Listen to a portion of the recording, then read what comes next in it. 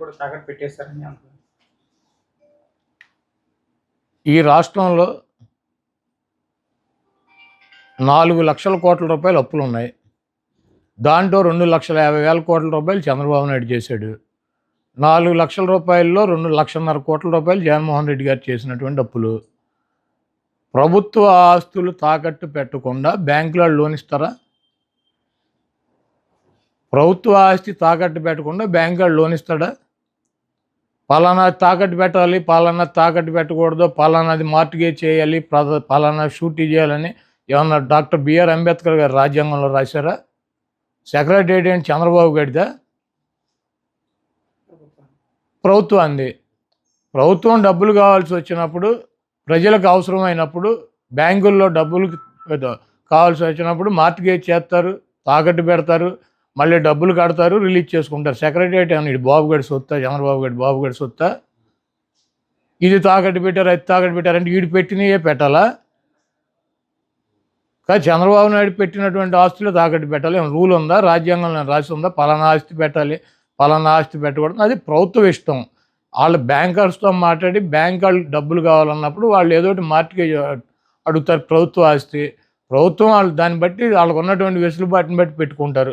Secretariat పెట్టేశారు. Secretariat ఎంత? 10 ఎకరాల పొలం. దాన్ని తాకట్టు పెడితే దాని విలువ ఎంత? 10 కోట్లు, లేకపోతే ఎకరం 20 కోట్లు ఉంటుంది, 2 కోట్లు ఉంటుంది, 20 కోట్లు ఆస్తి. ఒక సచివాలయమే పెట్టారా? నువ్వేం పెట్టలేదా గతంలో? ఈ చంద్రబాబు నాయుడు అనేవాడు ఒక చిల్లర రాజకీయ నాయకుడు. ఆయన చేస్తే సంసారం, పక్కన చేస్తే వ్యభిచారం అని చెబుతాడు. కాబట్టి ఇటువంటి చంద్రబాబు లాంటి 420 మాటలు ప్రజలు పెద్ద పట్టించుకునే పరిస్థితులు లేరు. చంద్రబాబు నాయుడుకి అభ్యర్థులు ప్రకటించుకునేటువంటి పరిస్థితి లేదు. చంద్రబాబు నాయుడు అలయన్స్లో పక్కన వాళ్ళని నమ్మించేటువంటి పరిస్థితి లేదు. ఆ ఓట్ బ్యాంకు ట్రాన్స్ఫర్ అయ్యేటువంటి పరిస్థితి లేదు. నేను ఒకటే అడుగుతున్నా, చంద్రబాబుని సమాధానం చెప్పమానండి. 30 మంది పైన తన సామాజిక వర్గం 3% ఉన్న వాళ్ళకి 30 మంది కమ్మ వాళ్ళకి సీట్లు ఇచ్చాడు చంద్రబాబు నాయుడు.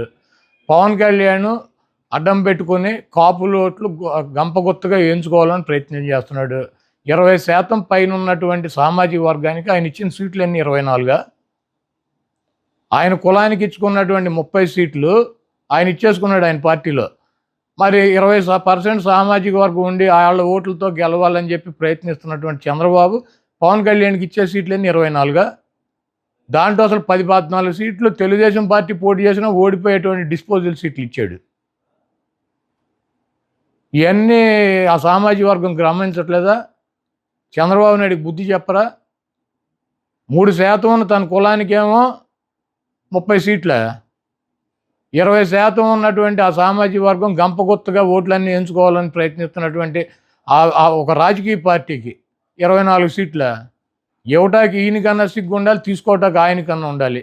వీళ్ళిద్దరికి వెళ్ళినప్పుడు ఓటు వేయటానికి సిద్ధంగా ఉంటారా?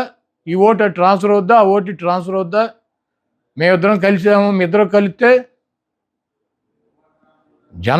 జనసేన పెట్టింది రాజ్యాధికారం కోసం అని చెప్పాడు పవన్ కళ్యాణ్ గారు. ఎప్పుడు కమ్మ రెడ్డి వాళ్ళేనా అధికారంలో ఉండేది? SC, ST, BC, minority